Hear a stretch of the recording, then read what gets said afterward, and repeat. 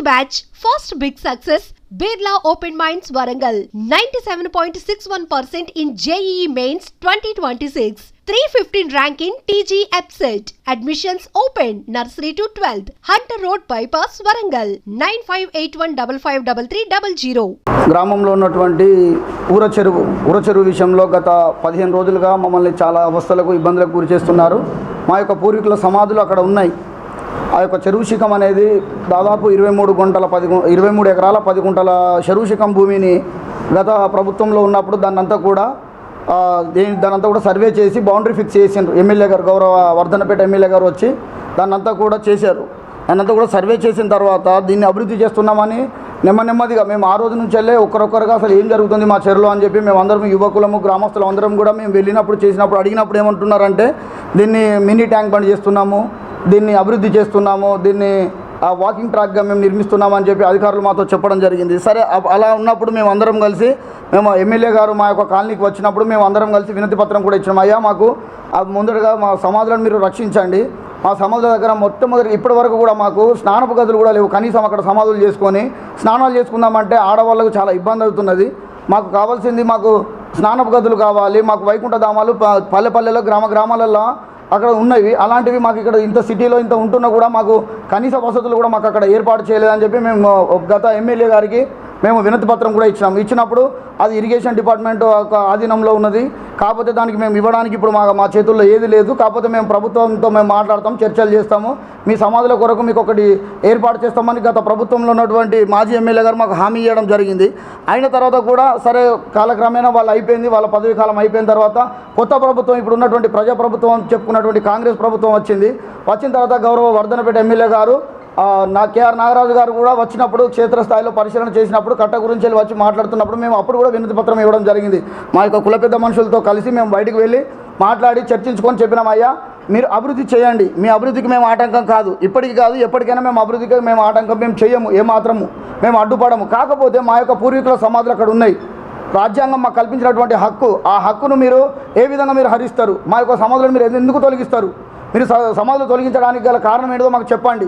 నిన్న మొన్న రాలేదు, అక్కడ ఉన్నటువంటి ఆ సెటిలర్స్ వారందరూ కూడా వారి యొక్క అగ్రకులాల వారందరూ కూడా కావాల్సుకొని ఇక్కడ దళితుల సమాధులు అనేవి ఈ యొక్క ఊర చెరువులో ఉండొద్దు అనే ఒక దురుద్దేశంతో కావాల్చుకొని గత సంవత్సరం వచ్చినటువంటి ఆ వరదలను కావాల్చుకొని ఆ గేట్లు లేపకుండా ఇంత ముందుకున్నటువంటి బీఆర్ఎస్ ప్రభుత్వం ఏర్పాటు చేసినటువంటి ఆ యొక్క అండర్ డ్రైనేజ్ ఏదైతే ఉన్నదో దానికి ఉన్నటువంటి ఆ గేట్లను పైకెత్తకుండా వాటిని కావాల్సుకొని మూసివేసి ఆ వరదలు రావడానికి వాళ్ళే క్రియేట్ చేసిండ్రు.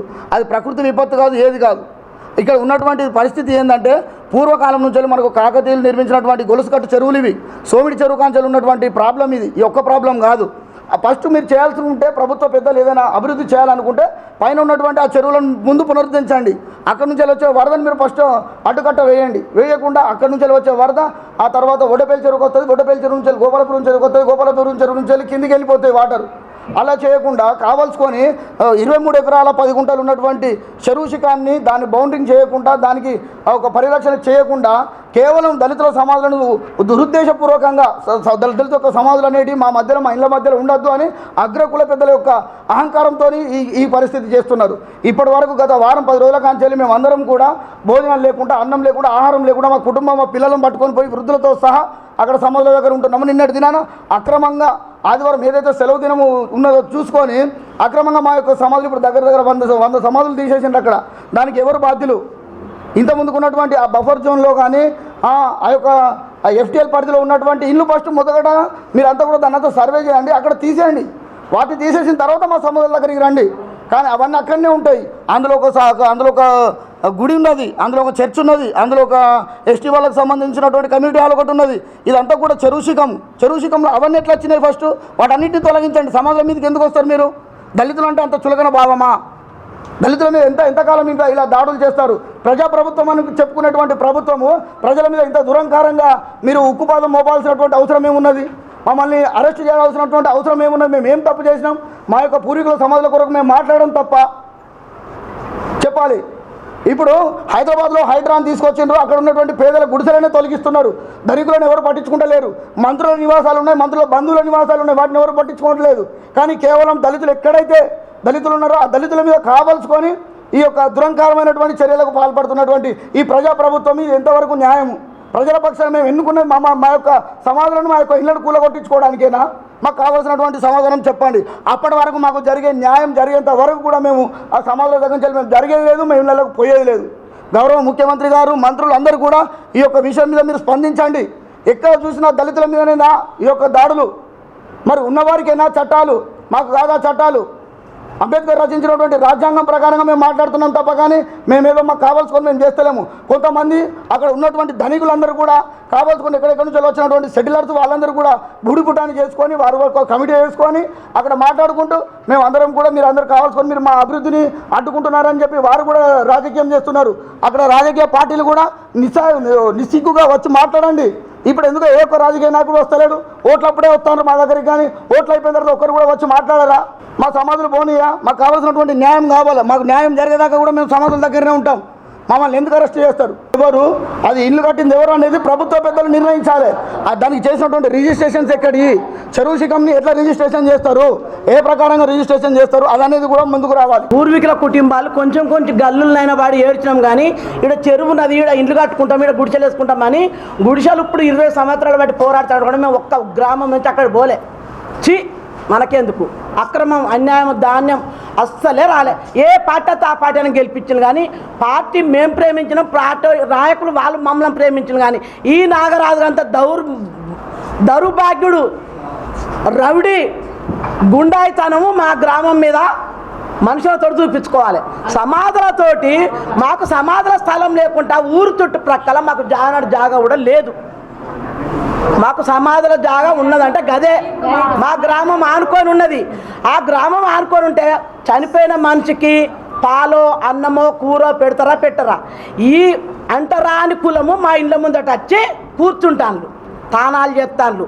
ఈ కులము మా కట్ట దాటద్దు, మా ఇంటి ముందటికి రావద్దు అని ఒక ఎమ్మెల్యే అక్క కొడుకు ఈ కట్ట ముందటనే ఇల్లు కట్టుకొని మా జాగలలో కట్టుకొని మమ్మల్ని వ్యతిరేకించుకుంటూ అన్నీ ఏ రోజు జరిగిన కార్యక్రమం ఆ రోజు జరుపుకుంటా చెరువు పూడికని తీసి ఆ పూడికలోన కాంట్రాక్టర్ గాడు గేటు తిరగకుండా తీసిన మట్టి అంతా నీళ్లు పోయే దారులలో కమ్మి కావలసుకొని చెరువు అభివృద్ధి అని మత్తడి పడ్డదని ఇళ్ళల్లో నీళ్లు రాకుండా కానీ నీళ్ళు వచ్చినాయని ఫోటోలు దించుకొని డబ్బులు దొబ్బి ఒక యూనియన్ లీడర్ అట అక్కడ వాడకు ఎమ్మెల్యే అక్క కొడుకు.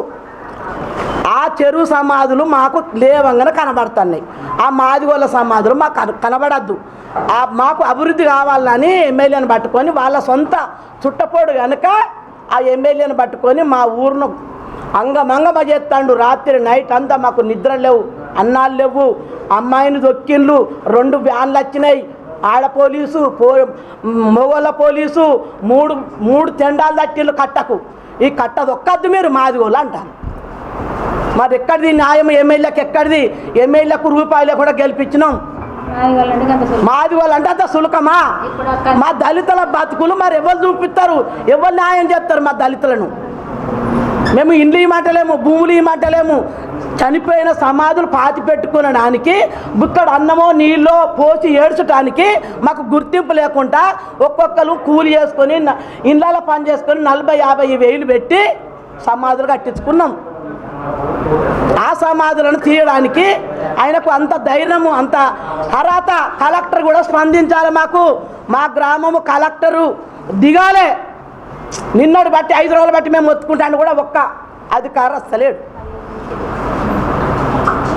చిన్న పిల్ల తండ్రులు చచ్చిపోయిన్లు, ఆ పిల్లల జ్ఞాపకార్థాలకు మాకు సమాధులు వద్దా?